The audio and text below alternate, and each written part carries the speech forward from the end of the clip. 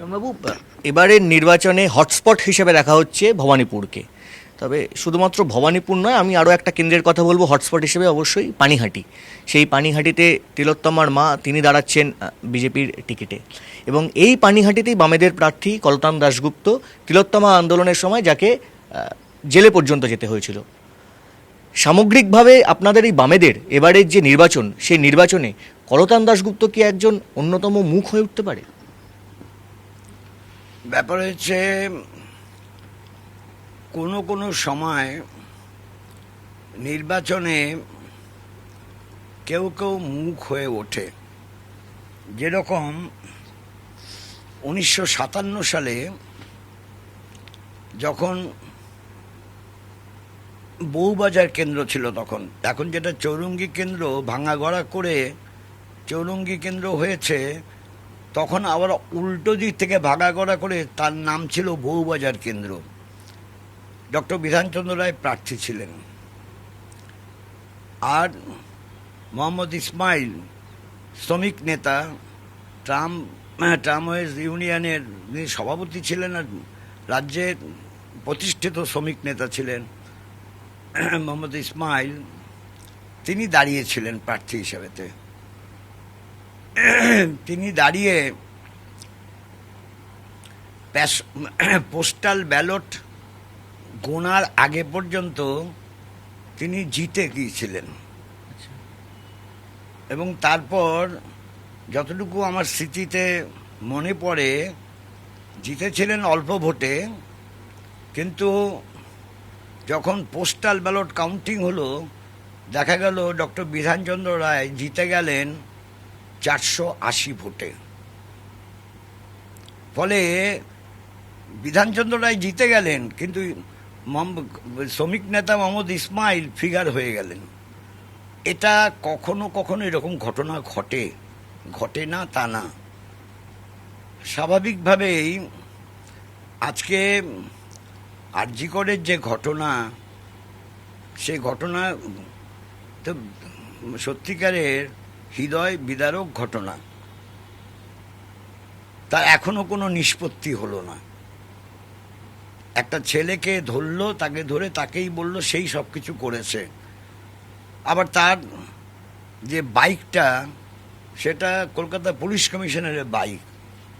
মানে সব দুর্বোধ্য বিষয়। এবং তার বাড়ির লোকেরা তো উল্টোপাল্টা অনেক কথাবার্তা বলেছে, যে ইত্যাদি ইত্যাদি। আমি সেসব বিষয়ে যাচ্ছি না, যাচ্ছি একজন যে ওখানে কাজ করে না, যার ওখানে কোনো দায় দায়িত্ব নেই, তাকে খুঁজে পেতে বার করে শাস্তি দেওয়ার ব্যবস্থা করলো। এটা তো মানে শাস্তির নামে একটা প্রহসন নাটক তৈরি করলো। স্বাভাবিকভাবেই সেই রকম একটি আসনে যখন ছাত্র যুব আন্দোলন থেকে উঠে আসা, এখন গণ আন্দোলনের একজন তরুণ যোদ্ধা কলতান দাশগুপ্ত, সে এই প্রশ্নে হতেই পারে যে তাকে নিয়ে চর্চা হতেই পারে, হওয়ার মতো।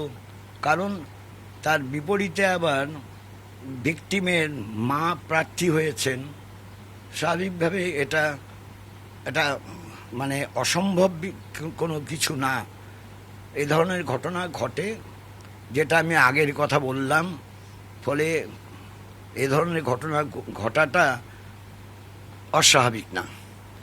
বাবু, আপনার কাছে আমার শেষ প্রশ্ন, জানি না এই প্রশ্নটা করা উচিত হবে কি হবে না।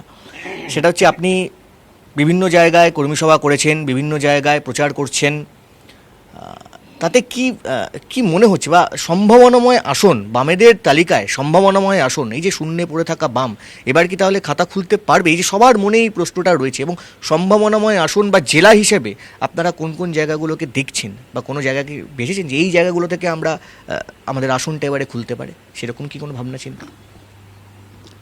আমি যারা এই প্রশ্নে চিন্তাভাবনা করছেন বা ভাবছেন যে এই শূন্যের গেরো কি ঘুচবে না, আমি তাদের অত্যন্ত দৃঢ়ভাবে বলতে পারি, আশ্বস্ত থাকুন, শূন্যের এই গেরো তার নিষ্পত্তি হবে, শূন্যে আর বামপন্থীরা থাকবে না, এবং বামপন্থীরা তারা একটা বিকল্প শক্তি হয়ে গড়ে ওঠার পথ পরিক্রমায় অংশীদারিত্ব করবার মতো অবস্থানও পৌঁছবে।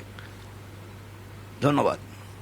অর্থাৎ ফিকে হয়ে যাওয়া লাল আবারও ফিরতে পারে এবং শূন্যের গেরো কাটিয়ে আবারও ফিরতে পারে বামফ্রন্ট, এমনটাই আশা করছেন এবং আশা দেখাচ্ছেন বামফ্রন্ট চেয়ারম্যান বিমান বসু।